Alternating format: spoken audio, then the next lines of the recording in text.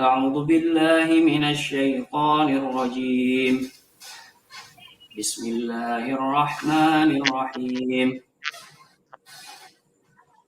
الحمد لله الذي أنزل على عبده الكتاب ولم يجعل له عوجا قيما لينذر بأسا شديدا من لدنه ويبشر المؤمنين الذين يعملون الصالحات أن لهم أجرا حسنا ماكثين فيه أبدا وينذر الذين قالوا اتخذ الله ولدا ما لهم به من علم ولا لآبائهم كبرت كلمة تخرج من أفواههم إن يقولون إلا كذبا فلعلك باخع نفسك على آثارهم إن لم يؤمنوا بهذا الحديث أسفا إنا جعلنا ما على الأرض زينة لها لنبلوهم أيهم أحسن عملا وإنا لجاعلون ما عليها صعيدا جرزا أم حسبت أن أصحاب الكهف والرقيم كانوا من آياتنا عجبا إذ أوى الفتية إلى الكهف فقالوا ربنا آتنا من لدنك رحمة وهيئ لنا من أمرنا رشدا. Ya, satu ayat lagi ya Pak. Ya. Satu ayat lagi. Ayat ke-11, satu lagi.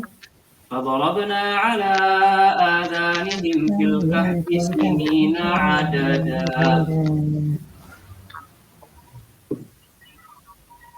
Cukup? Ya, cukup.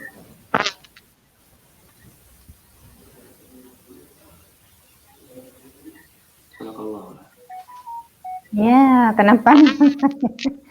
Ya, jadi begitu ya.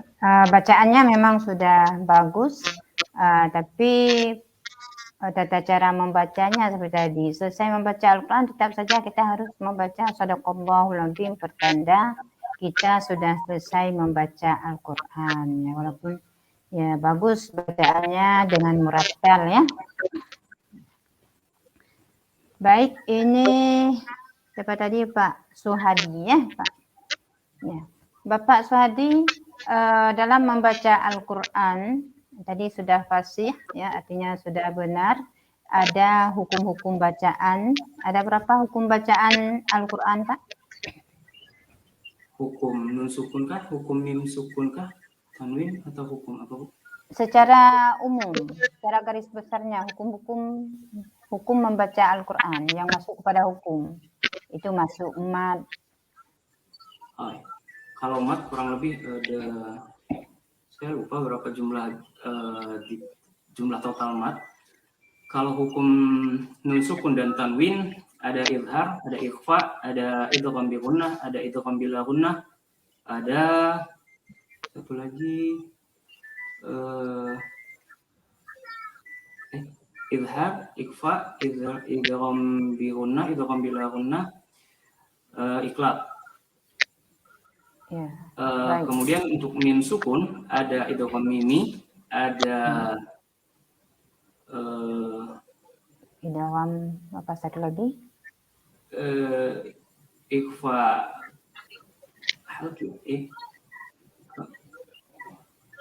saya lupa. Idgham mimi, kemudian yang mim sukun bertemu dengan ba itu apa disebut? Mutamasil lain ya. Mim sukun bertemu ba itu apa? Saya lupa. Idgham mutamasil lain. Kan ada idgham mimi ya. Itu mim mati bertemu dengan mim begitu ya. Misalnya mim ma gitu ya. Idgham mimi, mim mati bertemu dengan ba itu saya lupa sama sekali. Sedangkan satu lagi ada disebut idhar syafawi ya Bu. Sedangkan di nun sukun idhar halki. Iya, baik. Sekarang coba Bapak sebutkan satu ayat Al-Quran yang di situ ada matnya, ada hukum bacaannya. Ya, apakah izhar, ya, ikhfa syafawi, atau idgham bi gunnah? Oke. Am hasibta anna ashabal kahfi war-raqim kanu min ayatina ajaba. Min Ya, ayatina baik. Ya, izhar. ya. Min ayatina itu izhar, ya? Ya. Ya, baik, Pak. Kemudian dalam membaca Al-Quran tadi, jadi selain tajwidnya, yaitu ya tadi sudah kita sebutkan, sudah tahu semuanya. Kemudian dengan makharijul hurufnya, ya. Jadi apa yang Bapak ketahui tentang makharijul huruf? Makharijul huruf adalah tempat keluar huruf-huruf hijaiyah. Ya. Ya, tempat keluar huruf-huruf hijaiyah, sudah benar. Ya, jadi memang kalau kita kaji atau secara kasat mata kita dapat melihat, ya, jadi dalam mulut kita ini yang satu ini, kita bisa memilah-milah tentang makharijul huruf, ya. Ada yang disebut dengan huruf hal, ya. Nah, apa saja huruf hal tersebut? Huruf apa, Bu? Maaf. Huruf hal dalam ilmu tajwid. Atau ya huruf yang keluar dari kerongkongan. Oh, huruf halqi, iya. Alif Ya, ha, ain halqi ha, atau ghain hal. kha. Ya, Alif ha, ain ha, ghain kha. ghain kha, ya, Kha. ada 6 ya. Ya. Jadi huruf hal ini ada bedanya dengan huruf-huruf yang keluar, umpamanya seperti huruf tafashi, ya. Ketika kita menggunakan huruf sya, a'udzubillahi minasyaitonirrajim, itu tafashi, memang harus tebal kita membacanya. Ini. Kemudian satu lagi tentang ayat Al-Quran. Kenapa Bapak membaca surah Al-Kahfi, sementara kawan-kawan yang lain membaca surah Al-Baqarah?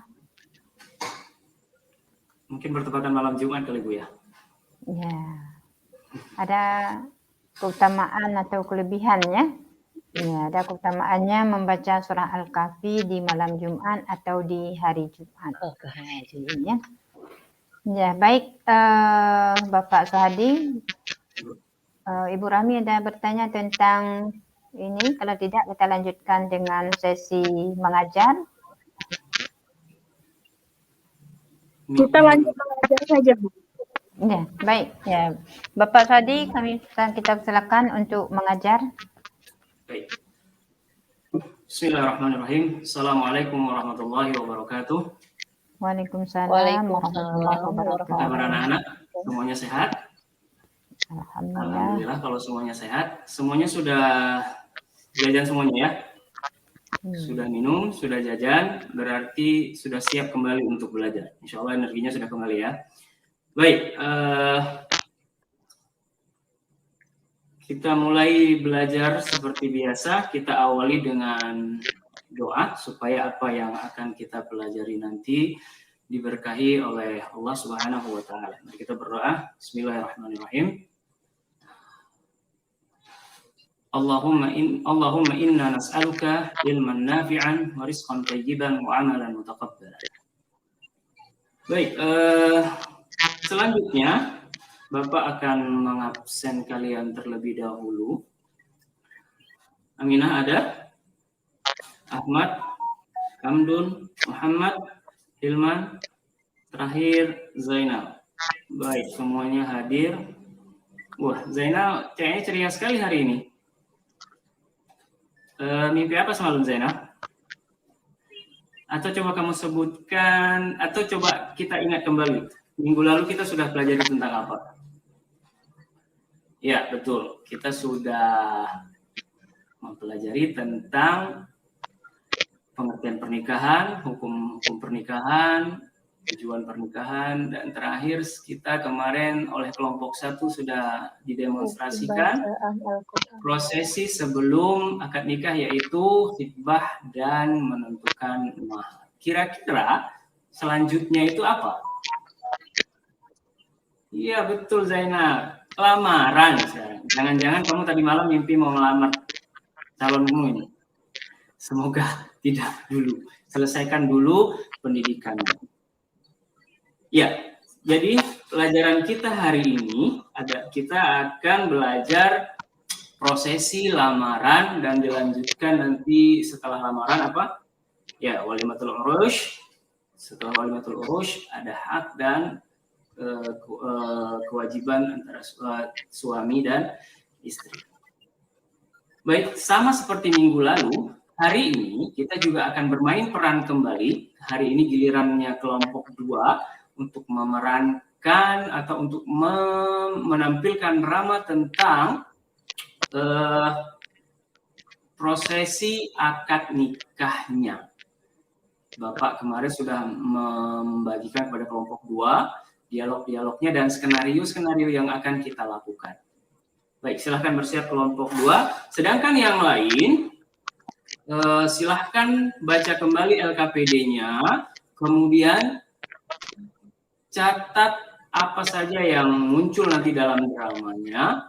Kemudian setelah itu nanti semua kelompok akan berdiskusi untuk menyimpulkan apa yang sudah ditampilkan oleh kelompok 2 juga dengan materi-materi yang sudah Bapak berikan kepada kalian untuk memudahkan kalian bisa mengikuti panduan yang sudah ada di LKPD yang sudah Bapak bagikan. Baik, silakan kelompok 2 bersiap-siap.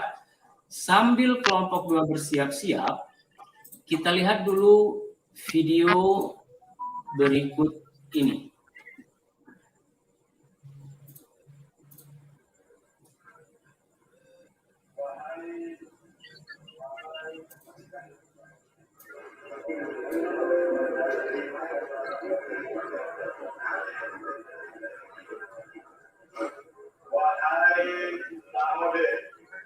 Anda bin Hadisah, saya nikahkan dan saya kawinkan engkau dengan seorang perempuan pilihanmu yang bernama Rosmin binti Abdullah Nagaramba, yang walinya telah menyerahkan muka kepada saya untuk menikahkan dengannya dengan mahar dari Rp100.000 dan seperangkat alat sholat dan sah.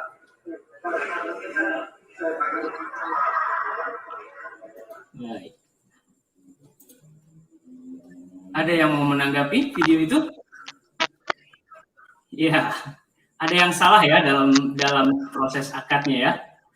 Betul, betul. Sepertinya itu si pengantin waktu SMA ketika bab nikah bolos kayaknya.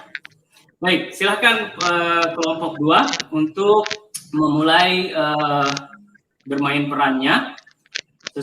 Kemarin Bapak sudah kalian tentukan, si Ahmad akan menjadi pengantin prianya, si Hamdun akan menjadi ayah dari pengantin perempuan, si Muhammad akan menjadi penghulu, dan si Hilman akan menjadi saksi. Baik, silakan ambil tempatnya. Bapak sendiri yang akan menjadi naratornya. Kita mulai. Pada hari yang telah ditentukan, akad nikah antara Ahmad dengan Siti dilaksanakan. Namun ternyata Ahmad terjebak di Malaysia dan tidak bisa pulang karena Malaysia menerapkan lockdown karena pandemi. Namun, akad nikah tidak bisa dibatalkan, undangan sudah disebarkan, maka akad nikah akan dilakukan secara online. Silahkan dimulai Pak Penghulu. Baik, berikan tepuk tangan untuk kelompok 2 yang sudah memerankan drama tentang nikah online secara yang sangat bagus. Baik, selanjutnya tugas kalian adalah, tadi kalian sudah mencatat, kemudian sekarang silahkan berdiskusi masing-masing kelompok untuk menyimpulkan apa-apa yang sudah ditampilkan, juga tidak hanya materinya dari yang ditampilkan tadi saja, juga ada materi yang sudah lain. Boleh kalian lihat buku paket kalian, kemudian dari juga bahan-bahan yang Bapak kasih kepada kalian. Boleh juga kalian menggunakan smartphone kalian untuk menambah wawasan kalian. Kemudian nanti setelah selesai, kalian akan mempresentasikan hasil diskusi kalian masing-masing. Baik, silahkan diskusi. Ada yang perlu ditanyakan kepada Bapak, silahkan. Baik, selesai diskusinya, silahkan. Semua hasil diskusi yang sudah kalian buat, silahkan diletakkan di galeri, kemudian satu-satu maju. Kita mulai dari kelompok 1, silahkan maju kelompok 1. Presentasikan hasil diskusi kalian. Bagus. Pengambilan kesimpulan yang Bapak pikir cukup bagus untuk kalian. Ada yang ingin didiskusikan dengan teman-temannya? Baik, kalau tidak ada silahkan tampil berikutnya. Ya, kelompok 2 juga sangat bagus. Baik, selanjutnya kita sudah selesai mengkomunikasikan apa yang telah kalian diskusikan. Terakhir, mari kita menyimpulkan bersama-sama apa yang sudah kita lakukan dari mulai awal pelajaran sampai dengan akhir tadi. Kira-kira ada yang mau menjawab? Ada yang mau menyimpulkan? Muhammad. Iya, Muhammad, betul. Dalam akad nikah itu ada rukun-rukunnya. Rukunnya itu berapa? Betul sekali, 5. Iya, Islam itu tidak kaku. Kita bisa, ketika terjadi masalah, ternyata teknologi bisa dimanfaatkan, maka keluarlah fatwa bolehnya nikah online. Betul. Iya. Jadi itulah kira-kira yang sudah kita pelajari hari ini. Sebelum Bapak tutup, Bapak pikir sedikit penguatan saja dari Bapak. Coba perhatikan ke sini. Ya, seperti yang sudah kalian sebutkan tadi, yang sudah kita simpulkan bersama tadi. Dalam akad nikah itu ada rukun nikah, yang semua itu harus ada. Kalau salah satunya tidak ada, maka akad nikahnya itu tidak sah. Pertama harus ada calon suami istrinya dulu harus ada. Kemudian izin dari calon wali, izin dari wali calon istri. Supaya apa? Ini wajib.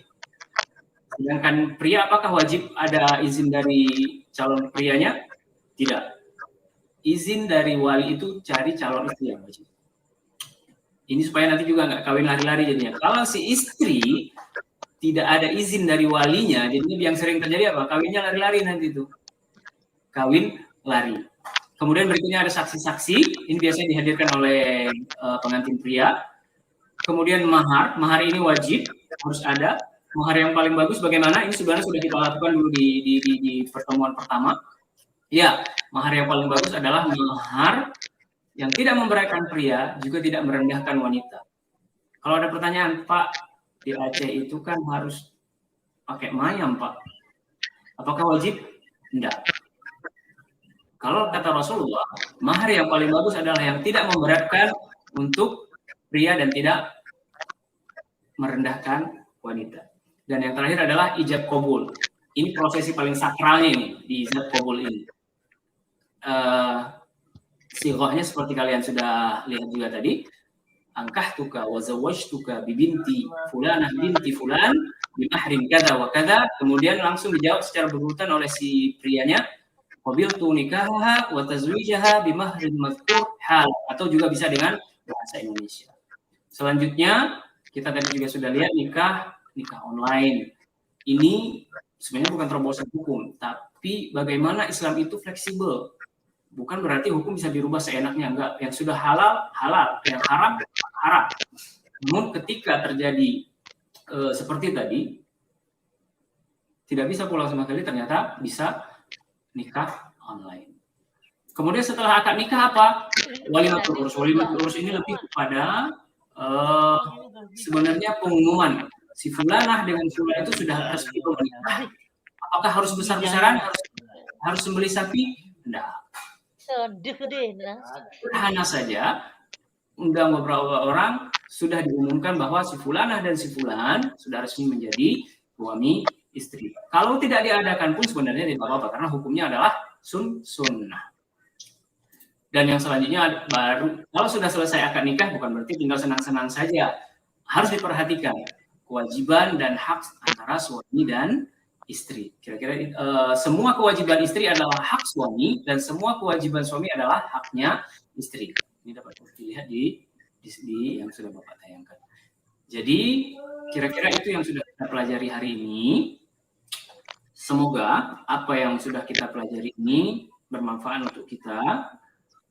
Dan akhirnya terima kasih sudah mau belajar bersama Bapak. Kita akhiri pembelajaran kita hari ini dengan doa, karena kita tadi sudah mulai dengan doa, kita akhiri juga dengan doa untuk mendapatkan berkah dari Allah. Subhanakallahumma bihamdika asyhadu an la ilaha illa anta astaghfiruka wa atubu ilaik. Assalamualaikum warahmatullahi wabarakatuh. Waalaikumsalam warahmatullahi wabarakatuh. Ya. Tapi kenapa Bapak Suhadi tidak mengaktifkan kameranya? Aktif kayaknya tadi, Bu. Ya, Aktif. tapi nggak nampak. Kalau saya nggak nampak wajah Pak Suhadi. Kalau saya nampak, Bu. Nampak? Nampak, Bu. Oh. Itu yang pakai haji, Bu. Teman-teman yang Iya, lain tadi ada waktu pertama kan, sekarang nggak lagi ini. nyala, Bu. Teman-teman yang lain kelihatan wajah saya? Pertama nampak Pak, habis itu nggak nampak lagi. Ya, Saat ini? ya sekarang. Nampak. Beda-beda berarti ya. Ya, Iya.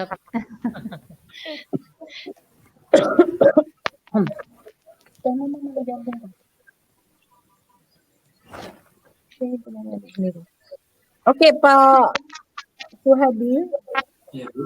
silakan Bapak membuat satu contoh soal HOM.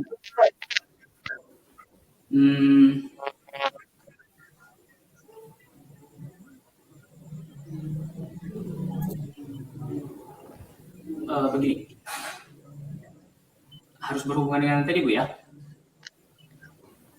ya berhubungan dengan pembelajaran Bapak tadi. Ahmad dan Asri keduanya merantau ke Pulau Jawa.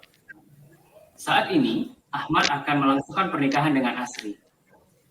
Saat hari pernikahan orang tua Ahmad tidak hadir. Sedangkan orang tua Asri keduanya sudah meninggal. Saat hari akad, wali Asri digantikan oleh adik ayahnya. Saat akad berlangsung, beberapa tetangga pun datang dan menyaksikan pernikahan mereka. Bagaimanakah hukum dan status pernikahan Ahmad dan Asri? Optionnya tidak sah karena tidak dihadiri oleh kedua orang tua dari mempelai. Tidak sah karena yang melakukan lamaran bukan orang tua Ahmad. Sah karena wali dari Ahmad dapat digantikan oleh temannya. Sah karena wali dari mempelai wanita ada, saksinya ada, calon pengantinnya ada. Yang tidak sah karena tidak melakukan walimatul urus setelah akad nikah karena pandemi.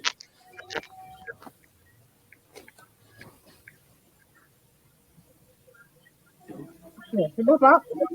Sudah. Sudah. Bu, ada yang mau ditanyakan terlebih dahulu? Ya, ada. Baik, Pak Suhadi, Bapak ngajar di mana? Di SMA Negeri 2 Sigli. Oh, saya kira tingkat SD, kenapa udah sampai situ atau SMP ya? Di SMA SMA Negeri 2 Sigli. Ya, baik Pak. Tadi Bapak sudah menjelaskan tentang pernikahan. Kemudian kalau saya tanyakan, bagaimana dengan pernikahan online menurut Bapak? Sah atau tidak? Merujuk Fatwa Tarjih Muhammadiyah tahun 2008, mereka mensahkan, Bu. Sah. Ya. Ya, baik. Namun tentu saja perbedaan pendapat ada, Ibu. Kalau untuk Imam Syafi'i, saya pikir tetap berpendapat bahwa akad itu harus terjadi dalam satu majelis. Sedangkan Fatwa Muhammadiyah itu menafsirkan satu majelis bukan satu tempat, tapi satu waktu. Dan teknologi. Bukan duduk Ya, bukan dalam satu tempat duduk bersama seperti ini ya. Iya. Artinya Ya, satu baik, majelis. Pak. Ya. Kemudian bagaimana Bapak mengembangkan perangkat pembelajaran pada peserta didik dalam hal menjelaskan pernikahan tadi atau prosesi akad nikah? Yang sudah saya lakukan tadi, Bu, saya akan mencoba siswa itu saya bagi sebenarnya kepada tiga kelompok. Masing-masing kelompok itu nanti akan saya berikan skenario dramanya, Bu. Kalau tadi kan sebenarnya skenario dramanya kan hanya karena waktu kita di sini. Kalau scene yang saya rencanakan itu nanti ada beberapa scene, dari mulai ada masalah tidak bisa pulang. Akhirnya nanti cari solusi ke Ustadz akan menjelaskan tentang masalah jawaban apa saja yang bisa diambil. Nanti ternyata nikah online, dilakukanlah nikah online-nya itu. Dengan begitu saya pikir si siswa itu akan terlibat aktif juga secara tidak langsung dari dialog yang sudah saya berikan. Mereka kan harus hafal itu. Secara tidak langsung mereka sudah harus membaca sekaligus mencoba memahami dan menganalisisnya itu. Sedangkan si pengamat atau kelompok yang tidak tampil ya diberikan sesuai tugasnya untuk memperhatikan. Kemudian supaya kadang kan kalau siswa itu namanya memperhatikan itu paling malas gitu. Nah supaya hal itu nanti dilakukan untuk menghindari itu, tentu saja mereka harus melalui video tadi Pak. Video itu sebenarnya stimulus pertama aja Bu, buat supaya mereka juga semakin tertarik. Makanya saya berikan videonya yang agak sedikit ini juga kan. Tadi kan salah itu akad yang dilakukan kan. Biasanya siswa ketika ada yang begitu mulai tertarik Bu, apalagi agak sedikit maaf itu tadi sedikit agak lucu sebenarnya akadnya yang dilakukan oleh orang itu tadi. Ya baik Pak, Ibu Rami, saya kembalikan ke Ibu Rami. Oke. Bapak, saya mau Bapak menjelaskan tentang inovasi yang sudah Bapak lakukan selama menjadi seorang guru. Kalau pure inovasi baru, saya tentu saja tidak bikin Bu. Yang sudah saya terapkan, saya hanya penelitiannya orang cocok seperti ini, saya cobakan di kelas saya. Misalnya seperti yang barusan saya lakukan, itu sudah dilakukan oleh orang, saya coba lakukan juga di kelas saya. Terpikirkan juga yang sudah juga kami lakukan itu, saya waktu itu di tahun 2020 kalau tidak salah saya sangat viral sekali beritanya seorang anak di Boyolali yang sedikit terganggu mentalnya membawa pulang orang tuanya dengan sepeda motor dibalut dengan batik untuk langsung dikuburkan. Nah, jadi saya bawalah berita itu ke siswa. Kemudian saya ajak diskusi. Nah, ada yang salah kan berarti, ada masalahnya, ada yang salah itu dengan si anaknya itu. Kemudian saya ajak, ini saya sebenarnya juga kemarin nggak sempat bikin PPK-nya soal ini. Jadi saya sebenarnya bingung ini direct learning yang bagusnya atau problem based learning itu nanti bagusnya. Kalau kemarin itu kami lakukan saja, pokoknya si siswa setelah melihat itu saya berikan video yang betulnya. Kemudian saya meminta masing-masing siswa, saya bagi kelompok, saya minta mereka membuat video proses pengurusan jenazah yang betul. Kemudian mereka upload ke YouTube. Kenapa ke YouTube? Karena memang lagi booming pada mau jadi YouTuber. Jadi begitu yang sudah. Ada juga bab-bab tentang SKI, sejarah perkembangan Islam itu. Jadi saya meminta siswa pelajari materinya, kemudian terjemahkan dalam bentuk komik. Jadi ceritakan ceritanya. Tentu saja tidak sedetail komik yang ada. Pokoknya yang kalian pelajari, kemudian ceritakan dalam bentuk gambar. Kemudian kami presentasikan. Kurang lebih seperti itu. Beberapa yang sudah saya lakukan. Oke. Coba Bapak jelaskan tentang manfaat kreativitas dalam proses pembelajaran? Itu sangat bermanfaat kreativitas siswa karena ketika kita bisa menstimulus siswa untuk berbuat kreatif, itu akan mengembangkan yang diminta oleh kurikulum 2013 itu berpikir kreatif, berpikir kritis, kolaboratif, dan mampu mengkomunikasikan apa yang mereka dapatkan. Oke. Satu lagi yang terakhir, Pak. Ada berapa aspek yang menjadi penilaian dari seorang guru? Kalau tuntutan K13 tentu saja yang harus penilaiannya harus melingkupi ranah afektif, kognitif, dan psikomotor. Oke. Saya pikir itu saja Bu Ti untuk malam ini, untuk hari ini. Kita sudah menyelesaikan 6 orang. Ya.